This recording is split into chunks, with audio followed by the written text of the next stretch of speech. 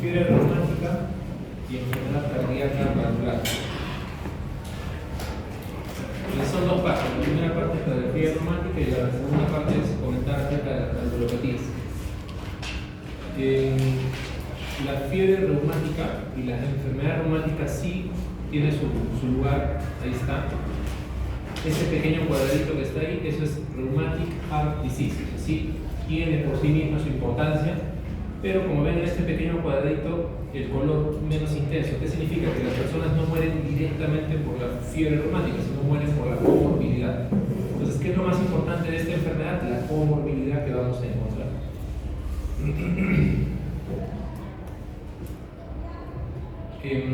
Hay lugares, o sea, este mapa sirve para mostrar de que la prevalencia de la fiebre reumática aguda actualmente es mínima. O sea, muy pocos países reportan fiebre reumática aguda, es muy bajo. Sin embargo, esto sí es importante, o sea, no la fiebre reumática aguda, sino la comorbilidad. Como vemos acá, Perú sí está afectado. ¿Y qué significa la comorbilidad? Significa que la fiebre reumática aguda al final puede provocar insuficiencia cardíaca, y esta comorbilidad principalmente es por la insuficiencia cardíaca y las arritmias que están asociadas, ¿entienden? Y tener insuficiencia cardíaca, tener arritmias, como ven acá, pues hace que las personas potencialmente puedan perder hasta 40 años saludables de vida, ¿no? Si a una persona joven le da una ACV, ya no puede trabajar, entonces pierde potencialmente toda su adultez, ¿no?, para poder trabajar con normalidad. Entonces, eso es lo interesante de aquí. La enfermedad reumática del corazón es una enfermedad inflamatoria. Es una enfermedad inflamatoria que tiene dos facetas, una faceta aguda y o una faceta crónica. Y se desarrolla luego de infecciones en la garganta a través de Streptococcus pyogenes. Entonces, ese es el germen que origina toda la respuesta inflamatoria llamada enfermedad reumática del corazón.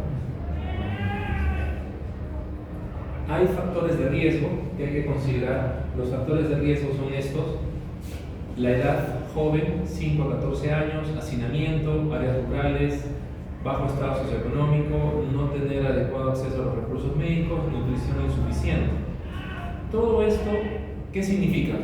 Significa que es una persona que no tiene acceso fácil a cuidar sus fácil a medicamentos, mejor dicho. O sea, no tiene acceso fácil a una atención médica o a medicamentos. Eso es lo que implica todo esto, ¿ya? Un niño o una persona joven no siempre accede, nivel socioeconómico bajo, etc. ¿Por qué interesa esto como factor de riesgo? Por la fisiopatología, que ya lo voy a comentar en un momento. Los últimos datos formales que existen en nuestro país respecto a la fiebre reumática aguda son estos documentos, que ya son muy antiguos. Son del año 1972. Es la última vez que se hizo un reporte de fiebre reumática aguda en el país, ¿no? Ya no hay datos de eso. Es más, en el mundo ya se sabe que es muy poco común hacer diagnóstico de fiebre reumática aguda, porque en la actualidad hay bastante acceso a la medicación y automedicación también. Es común que una persona con un dolor de garganta ya se esté inclusive automedicando, ¿no?, o en la misma farmacia. Esa es la diferencia. La historia natural de la enfermedad tiene varios pasos. El paso número 1 sería la infección inicial con el Streptococcus pyogenes. Ese Streptococcus pyogenes en un primer momento puede provocar un proceso agudo. Ese proceso agudo se llama fiebre reumática aguda. Y luego de ese proceso agudo hay pacientes que pueden empezar a desarrollar la forma crónica de la enfermedad.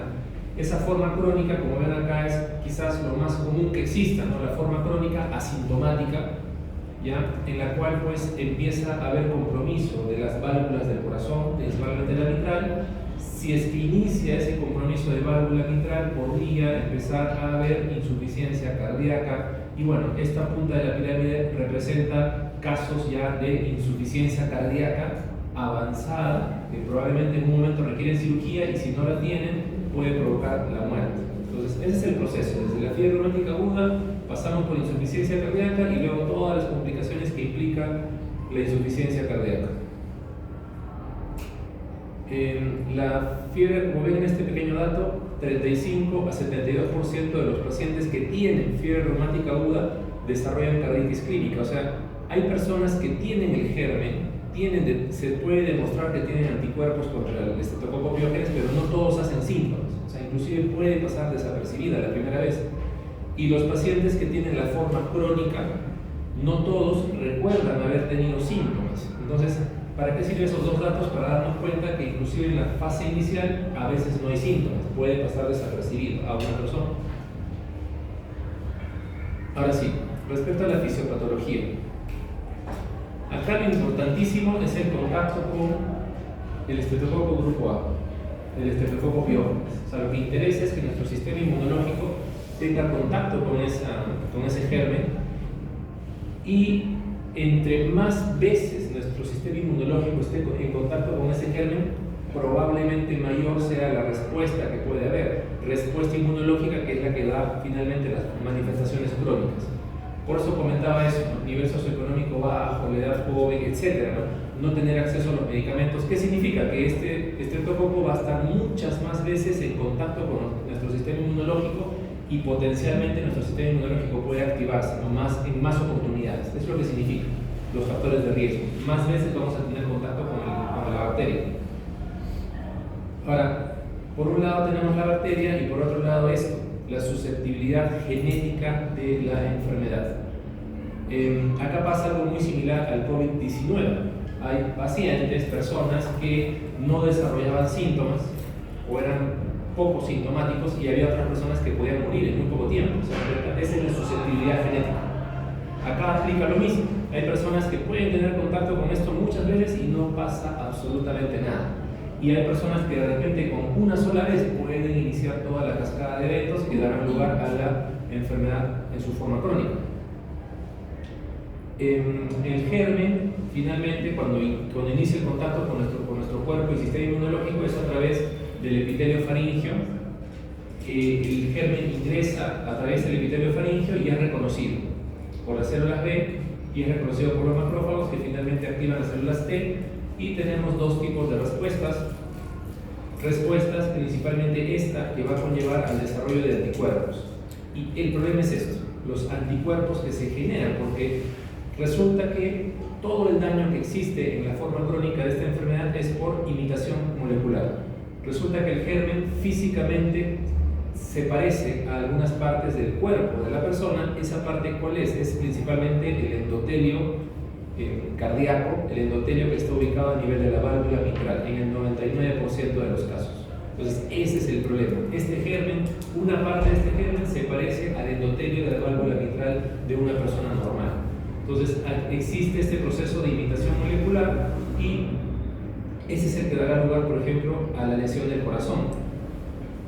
Y no solo eso, la presencia de estos anticuerpos forman complejos entre los propios anticuerpos, y esto también es lo que da los síntomas de la fiebre reumática aguda que están acá.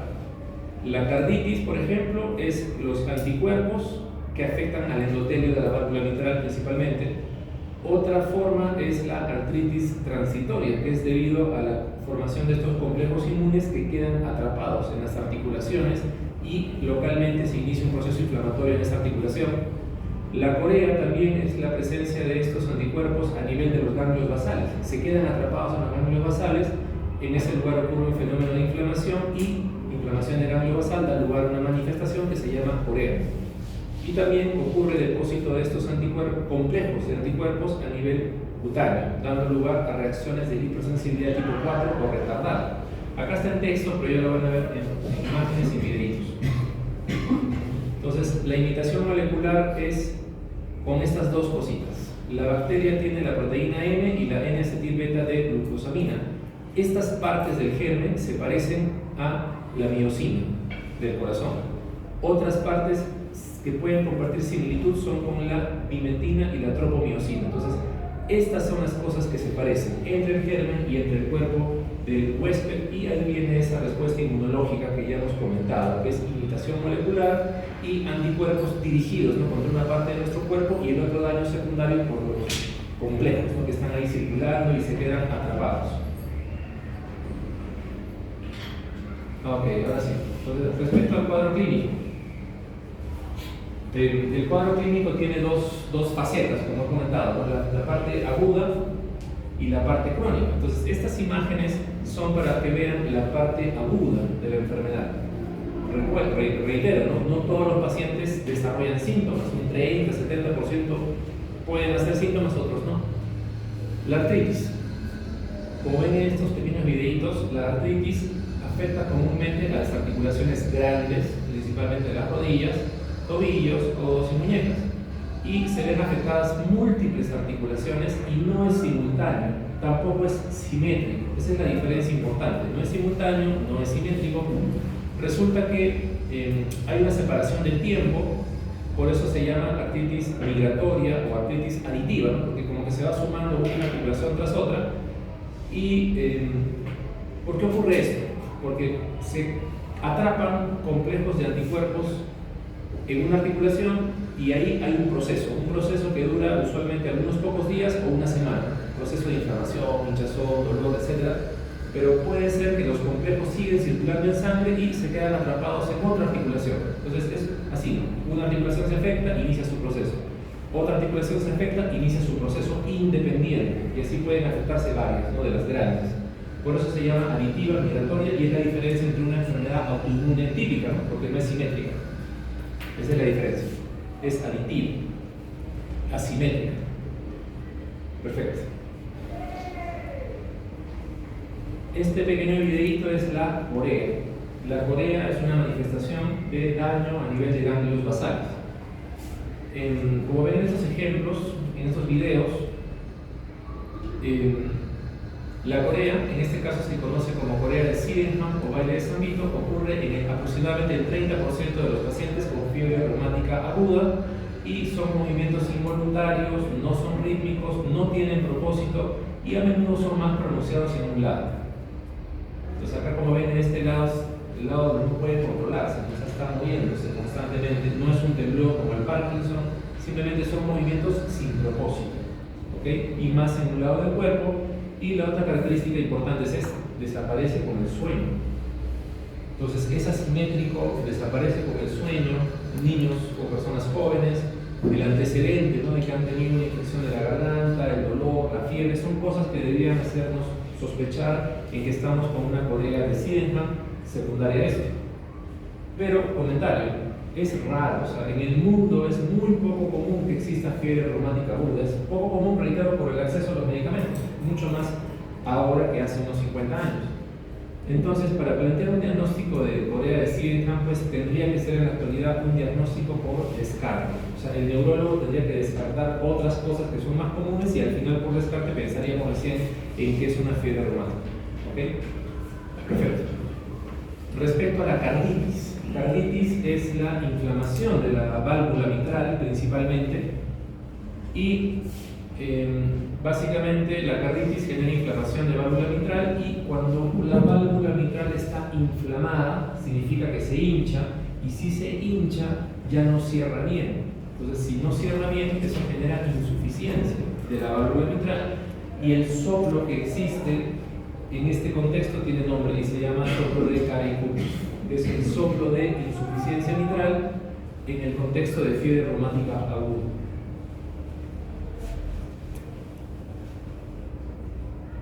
Estas son otras manifestaciones. Eritema marginatum, acá están las fotos de cómo es ese eritema.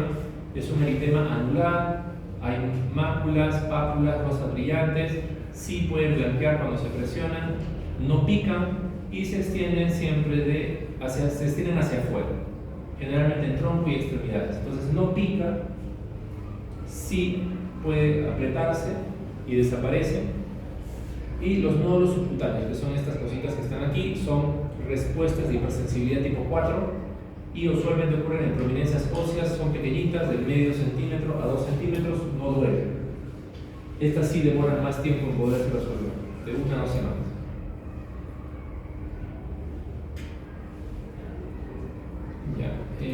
Esta imagen que están viendo acá es una imagen de ecografía tridimensional. Con ecografía tridimensional se puede hacer una reconstrucción y en este caso estamos viendo el anillo y la válvula mitral. Entonces acá se ha hecho una reconstrucción y como verán la válvula mitral pues se ve gruesa, gruesa, deformada. Esa es la lesión que provoca la fiebre reumática. En la forma aguda, la válvula se inflama, pero en la forma crónica no solo está inflamada, sino que permanentemente está gruesa. Acá hay un camino, les cuento el camino resumido. Cuando una persona tiene fiebre reumática aguda, se inflama la válvula y lo primero que ocurre es insuficiencia. Insuficiencia de la válvula mitral. Y eso es el inicio. Episodio número 1. Episodio número 2. Cuando pasa el tiempo y si es que la inflamación sigue, la válvula empieza a engrosarse más y se fusionan las comisuras. Si se empiezan a fusionar las comisuras, la insuficiencia ahora se combina con estenosis. O sea, ya no cierra bien y tampoco abre bien. Entonces, insuficiencia con estenosis. Y en el episodio número 3 y final, ya después de años de inflamación, se fusiona muchísimo la válvula mitral y ahí es cuando ocurre la estenosis mitral. ¿Ya? Entonces, vamos a ver al paciente dependiendo del momento, ¿no? Podríamos verlo con insuficiencia, podríamos verlo con una lesión mixta o podríamos verlo ya con solamente estenosis. Ese es el camino de la insuficiencia mitral, de la lesión mitral. La válvula mitral se afecta en el 99% de los casos, es lo más común. El 1% puede afectarse la válvula aórtica y menos del 1% se podría afectar alguna válvula derecha, la tricúspide. Entonces, reitero, principalmente mitral.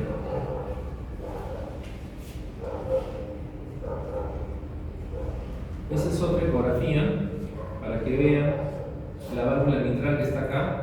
Esta es la aurícula izquierda, la válvula mitral, ese es el ventrículo izquierdo y esa es la aorta y el tracto de salida. Entonces, esta válvula no abre bien y tampoco cierra bien, y ese es el camino, ¿no? Acá probablemente estamos en el punto medio entre estenosis e insuficiencia. Esa es otra ecografía que, bueno, ya está acá con el espectro Doppler, y acá lo que pueden observar es que, acá está la aurícula izquierda, la sangre ingresa con dificultad, o sea, esa turbulencia de ingreso es el estenosis. O sea, acá está entrando con dificultad y también está regresando, ¿no? Cuando hay sístole, una parte viene por acá, pero la otra parte regresa. Entonces ahí hay una doble lesión. Así se ve la doble lesión de la válvula mitral.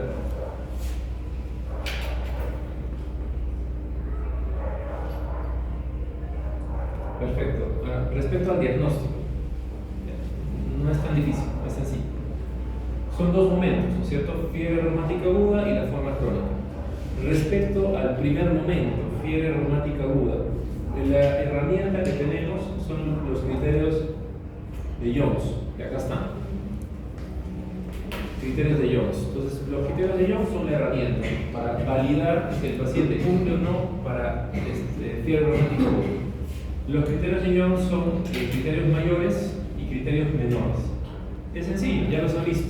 Los criterios mayores son todos los síntomas principales que hemos visto en las imágenes y videos. La poliartritis, la corea, el eritema marginatum, los nódulos subcutáneos y por supuesto la carditis. Antiguamente, hace 50 años, no había ecografía cardíaca, era muy poco accesible. Entonces, ¿cómo nos dábamos cuenta de esto? Con el soplo en el corazón. O sea, un niño que tenía fiebre, dolor de garganta y después empezaba a hacer soplo al mes, ya está listo. Evidencia de carditis. Niño que tuvo antecedente de problema faríngeo y está ahora con la rodilla hinchada, correcto, pensábamos en poliartritis. Lo mismo con la corea, lo mismo con el eritema y el nódulo subcutáneo. Así era antes, o sea, todo partía del soplo. Ahora es diferente. Ahora ya ni siquiera esperamos tener síntomas, nos damos cuenta a veces con una ecografía de control que se puede hacer un paciente o el soplo, ¿no? Y ya lo investigamos y nos damos cuenta de que ya es mitral y encima tiene morfología reumática. Los criterios menores son ya cosas inespecíficas como alteraciones electrocardiográficas. En este caso hay un bloqueo AB de primer grado, la onda P está metida ahí.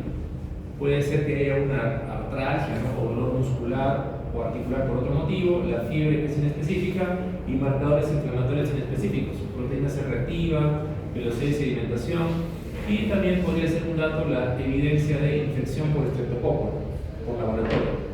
Entonces, para hacer el diagnóstico, básicamente necesitamos dos criterios mayores.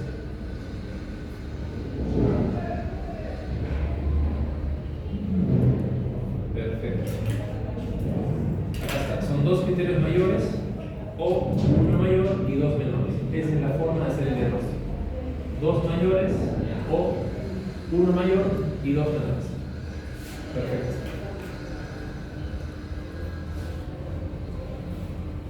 Ya está. Y acá viene lo curioso. ¿Y qué pasa con la parte crónica? Bueno, ya les estuve comentando de que lo más importante de esto es la cronicidad, la comorbilidad.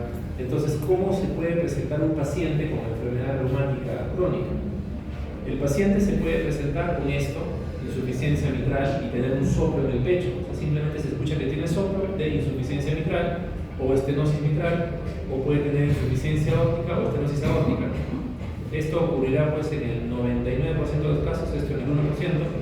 Otra manifestación clara es la insuficiencia cardíaca. Doctor, buenas tardes. ¿Tiene clases? No. ¿Cómo está todo? Hola. ¿Jóvenes? Por favor, perfecto. Excelente. ¿De quiénes son? ¿De sexto? Quinto. Muy bien. Gracias, profesor. Si podría seguir unos minutitos antes. Gracias, gracias.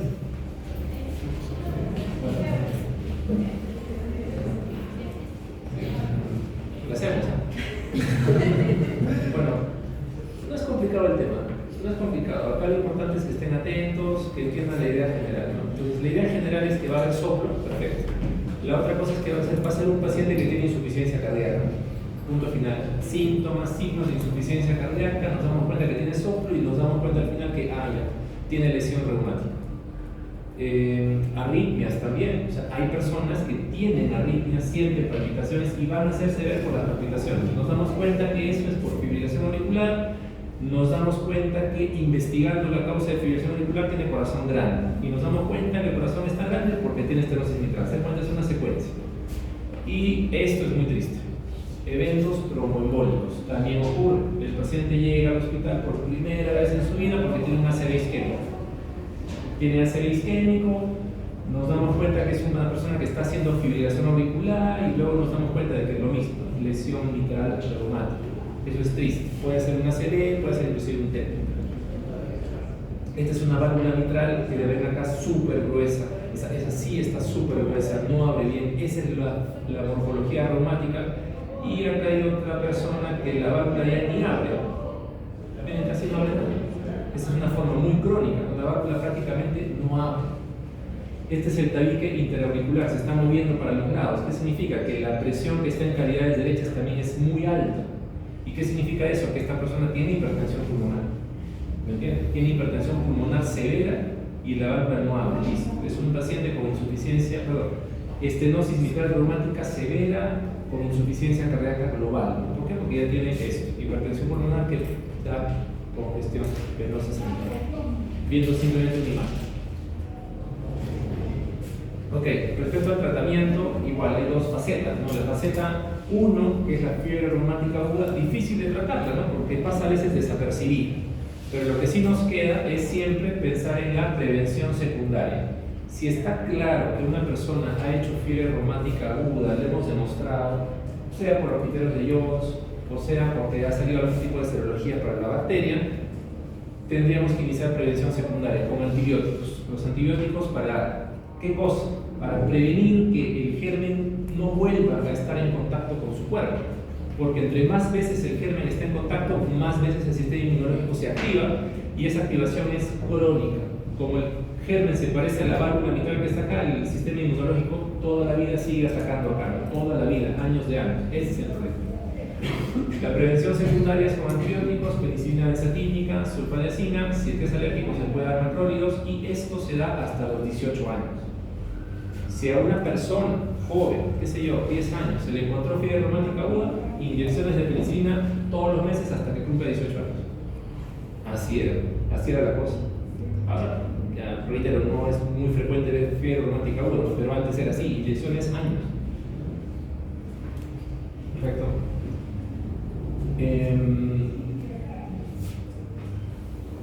También se tiene que plantear hacer profilaxis para endocarditis.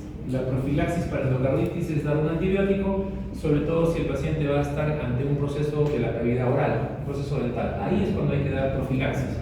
Se da profilaxis, y no se olviden de estas imágenes, cuando estructuralmente el corazón está mal. Si el corazón tiene algún problema estructural, me refiero a vegetaciones, estenosis, cuando hay lugares donde las bacterias pueden hacer su casa, porque el problema es que una bacteria, cualquier infección, especialmente una de la boca, que provoca bacteriemia, ¿cierto? Gérmenes que están paseándose por nuestro cuerpo un rato. Si esos gérmenes que están de paseo encuentran un lugar donde pueden hacer su casa, la van a hacer. Esa casa es el biofilm, y ese biofilm es el que forma la vegetación. Entonces, por eso se hace profilaxis. Tener una válvula gruesa y grande es un buen lugar para que los gérmenes hagan su hogar. Respecto a la fibrilación auricular, es frecuente, es común como manifestación de esto, y la fibrilación auricular, no se olviden, se trata con 3 pilares, ¿no? Uno es control del ritmo, o sea, hacer lo posible para que vuelva sinusal, control de la frecuencia, hacer medicamentos, metablockers principalmente, para que la frecuencia cardíaca en reposo sea menos de 100, y la anticoagulación. La anticoagulación, y acá hago énfasis en enfermedad reumática, es solamente warfarina. O sea, acá es solamente warfarina. Acá no se puede dar anticoagulantes orales directos, por si acaso. Eso sí es importante, puede ser pregunta de examen inclusive. Solamente warfarina. Evidencia hasta este año, si quieren, 2025. Solo warfarina. Y por supuesto, si ocurre insuficiencia cardíaca, se trata como tal. El tratamiento de insuficiencia cardíaca ya se comentó. Ahí está la fotito de los 4 fantásticos. Exactamente eso es lo que hay que hacer aquí. Aplicar los 4 fantásticos. Pero eso no es suficiente. Y acá están estas imágenes en paralelo para que ustedes las vean. ¿Por qué no es suficiente? Porque cuando hay una lesión valvular severa, ya hay indicación de hacer un reemplazo valvular. ¿Ok? Un reemplazo o una plastía. Entonces, estas son las opciones: valvuloplastía mitral, percutánea o quirúrgica, o reparación del anillo mitral o reemplazo valvular. Esta es una reparación percutánea, ¿sí? Hay un catéter, el catéter perfora el tabique intraauricular, se ingresa este pequeño balón, ese balón se infla y libera, ¿no?, las adherencias de la válvula mitral. ¿Okay? Esto se llama valvuloplastía mitral percutánea. Eso se hace en un paciente que tiene estenosis mitral severa, que no tenga mucha insuficiencia, y se hace ese procedimiento, ¿no? Con eso, pues la válvula se abre mejor, ayuda por un tiempo, porque es un proceso inflamatorio. Otra vez se va a volver a inflamar, otra vez se va a cerrar, pero probablemente en algunos años, ¿no?, dándole años al paciente. Esto de los procedimientos percutáneos, que es bueno que lo vean, conozcan en videitos. Obviamente, ¿no?, personas pues difíciles, ¿no?, mayores, frágiles, en ellos se va a hacer.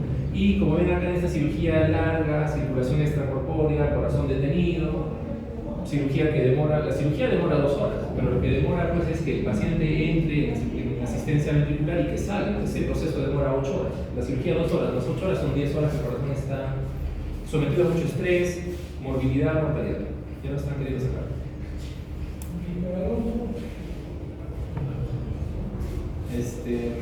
Respecto a medidas de prevención, no hay medidas de prevención primaria, no hay.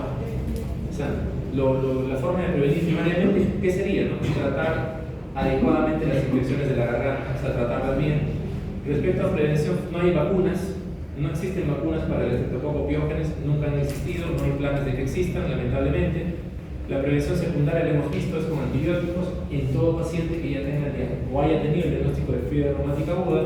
Y la prevención terciaria es pues evitar, ¿no?, que el paciente entre en insuficiencia cardíaca.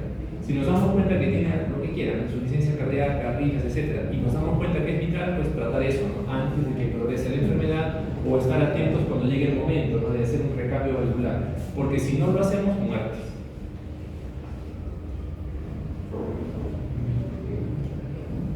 Ya, valvulopatías. Esto no debe ser difícil, lo voy a resumir concretamente, ¿ya?, como lo haría ChatGPT. Concretamente, fácil y concreto, eso le gusta decir ChatGPT. Bien, las valvulopatías importantes son 3. Las número 1 son las de la válvula aórtica.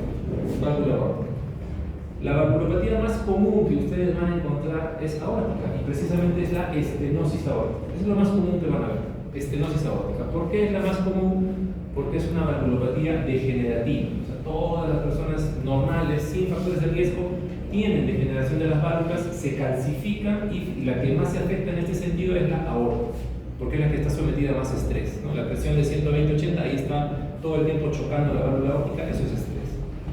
¿Ya? La estenosis aórtica tiene dos facetas, ¿no? Una es la en personas mayores de 70 años y la que es en menores de 70 años. La más común es esta, mayores de 70 años, y es la degenerativa, como ven acá.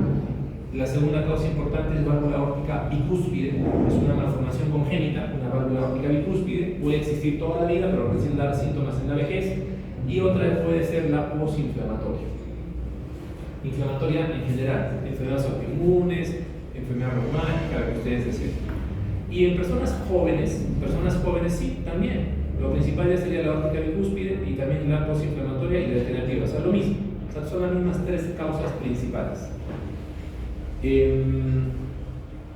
¿Cuál es el síntoma principal en un paciente con estenosis aórtica? Eso sí, para que ustedes lo reconozcan, lo van a ver. El síntoma principal que puede tener un paciente así es la pérdida transitoria del nivel de conciencia. ¿Okay? Un desvanecimiento o un síncope puede ser la manifestación en una persona joven, sobre todo. Una persona joven puede estar un día jugando un partido de fútbol súper intenso y vigoroso y se desmaya. ¿Por qué? Porque como tiene estenosis aórtica y su cuerpo necesita más, y como no sale la sangre, hay déficit, cae la presión arterial y se puede desmayar. Entonces, eso, piensen, persona joven o moderadamente joven que tiene pérdida transitoria de nivel de conciencia. Puede ser un síncope cardíaco secundario a una alteración estructural. Paréntesis, estenosis aórtica. Ese es el síntoma principal. El otro síntoma que van a encontrar es la insuficiencia cardíaca. Y, ¿no? Arritmias también pueden haber, pero paréntesis, eso es insuficiencia cardíaca. Y el soplo. Hay un soplo, el soplo se escucha en el foco aórtico y aórtico accesorio, principalmente en el foco aórtico. Como ven acá, esto que ven acá es un fonocardiograma. ¿Ya? Un fonocardiograma es la representación gráfica de un sonido y el soplo es sistólico, creciendo y decreciendo. Esa es la forma del soplo, creciendo y decreciendo en toda la sístole. Entre más fuerte, entre más extenso, pues correcto, no podría correlacionarse con la severidad. Y a nivel del pulso también, vamos a encontrar un pulso amplio que nos puede ayudar. Ya, el tratamiento de las valvulopatías podemos meterlos todos en un solo cajón, que ahorita lo voy a comentar. La insuficiencia aórtica es la otra más común que podríamos encontrar. La insuficiencia aórtica básicamente puede ser secundaria a anomalías de las válvulas, o sea, lo mismo, válvula aórtica bicúspide, y puede ser también secundario a dilatación del anillo. Puede ser que el paciente desarrolle aneurisma de la aorta, puede ser que el paciente tenga una enfermedad del tejido conectivo y eso crónicamente está provocando hiperlaxitud, ¿no es cierto? Pero también a nivel del anillo aórtico dilatación y con el tiempo desarrolla insuficiencia aórtica. Entonces, sí, es interesante, a insuficiencia aórtica pensemos que puede haber un tema de Marfan o Ehlers-Danlos o esteogénesis imperfecta, o sea, podría ser un indicio, ¿no?, para llegar a ese diagnóstico. Y también puede haber otras enfermedades como la sífilis o inflamación que pueden dar dilatación del anillo mitral. Ahora, ¿cuál es la manifestación de la insuficiencia aórtica? Que es lo que, por favor, no se olviden. ¿Qué les debería llamar la atención? El soplo, por supuesto. El soplo en este caso es diastólico. Segundo ruido y un pequeño soplo. Es un soplo difícil de escuchar, es sutil, es diastólico, puede ser difícil, pero olvídense de los soplos. Cuando ustedes hacen el examen físico de los ruidos cardíacos, lo menos importante, curiosamente, son los soplos. Lo más importante son los ruidos. Miren, ruidos, más que el bendito soplo, ruidos. Entonces, si estamos auscultando el foco aórtico, lo que nos debería importar en este caso es cómo está el segundo ruido. Si no hay segundo ruido o está casi ausente, pensemos que tiene insuficiencia aórtica. ¿Me entienden la idea? Si la válvula se abre y luego cierra, se supone que cuando cierra tiene que sonar, pero si no cierra es porque no está cerrando bien, no suena. Entonces, eso es lo más importante, que no hay segundo ruido o está casi ausente, aparte del soplo. ¿Qué otra cosa más les debería ayudar a hacer el diagnóstico de insuficiencia aórtica? La presión arterial. No se olviden nunca de eso, presión arterial. Puede ser que el paciente les dice, es hipertenso, correcto, le miden la presión y sí, pues está en 140, ¿no? Pero la diastólica, si hay una presión diferencial muy amplia, o sea, 140 y estamos en 30, miren, a 140, 30, eso no es normal nunca, ¿ok? Eso sí es muy característico de insuficiencia aórtica. ¿Ya? Entonces, miren, están haciendo su examen físico, se dan cuenta que el segundo ruido es un poco extraño. Pasos siguientes, al momento de medir la presión, ver hasta dónde llega la diástole. Y si es una gran diferencial, llama la atención, hay un 90% de que eso sí sea una insuficiencia aórtica. ¿Ok? Entonces, miren, presión diferencial. Presión diferencial. Y el soplo. Otra arritmia importante es la estenosis mitral. La causa más importante de estenosis mitral ya hemos visto, que es la estenosis mitral reumática. Esa es la causa más común, ¿ya? Y la otra, ya, este es el soplo de la estenosis mitral. También comentarles esto, cuando hay estenosis en una válvula, ¿ya? ¿Qué significa? Que la válvula se abre con dificultad. Entonces, cuando hay estenosis, el ruido que corresponde a esa válvula va a estar aumentado. Si estamos auscultando acá el foco mitral, se supone que en el segundo ruido, ¿no es cierto? En el segundo ruido es cuando se está cerrando la válvula aórtica y pulmonar, ¿no es cierto? El segundo ruido, hay un ruido, ¿no? Se cierra la aórtica y la pulmonar, y en simultáneo se está abriendo la mitral. Se está abriendo la mitral, ¿cierto? Entonces, si escuchamos un segundo ruido incrementado a nivel mitral, ¿qué significa? Que se está abriendo con brusquedad. ¿Y por qué se abre con brusquedad? Porque la aurícula está grandota, ¿no es cierto? Está dilatada. Cuando tiene la oportunidad, pues bruscamente se abre y aumenta ese ruido, en este caso en el foco mitral. Una vez que podemos escuchar ese segundo ruido incrementado, viene el soplo diastólico. Entonces, cuando hay insuficiencias, ruido disminuido o ausente. Y cuando hay estenosis, ese ruido puede estar aumentado en su intensidad. Eso es lo que les puede ayudar. El ruido aumentado o disminuido no es en cualquier sitio, es específicamente en el punto que estamos ocultando. ¿Ok? ¿Me entienden la idea? ¿Ok?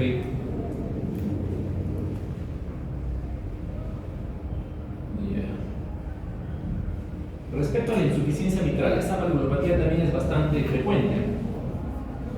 Esta valvulopatía también es bastante frecuente. ¿Y por qué es frecuente? Porque ocurre cuando el corazón se dilata. O sea, cualquier cosa que haga que el corazón se dilate, insuficiencia cardíaca, por la causa que quieran, hipertensión, arritmia renal, si el corazón está dilatado, la válvula ya no coapta bien y hay insuficiencia mitral. Es bastante común, pero también decir que es secundaria a otra cosa.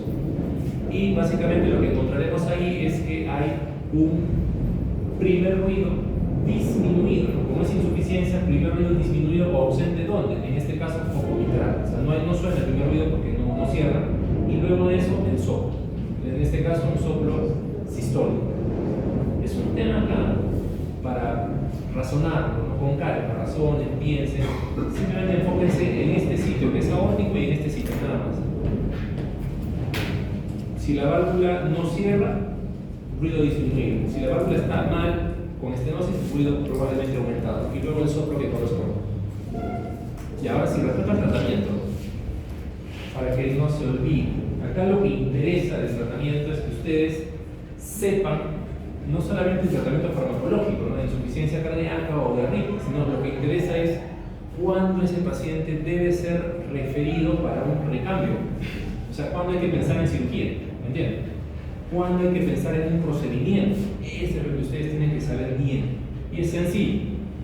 Todas las lesiones valvulares, todas, las que quieran, si es grado severo, recambio o plastía, ¿no? O sea, pero hay que hacer procedimiento. Entonces, todas las lesiones severas son para procedimiento. Y también todas las lesiones grado moderado con síntomas. Entonces, si un paciente tiene síntomas de insuficiencia cardíaca y tiene una lesión grado moderado, sea estenosis o insuficiencia, también es momento de pensar en un procedimiento. ¿Ok? Entonces, moderado con síntomas y o severo, así tenga síntomas o no, procedimiento. Eso es lo que ustedes tienen que tener súper claro. ¿Ya? Súper claro. No podemos dejar pasar el tiempo.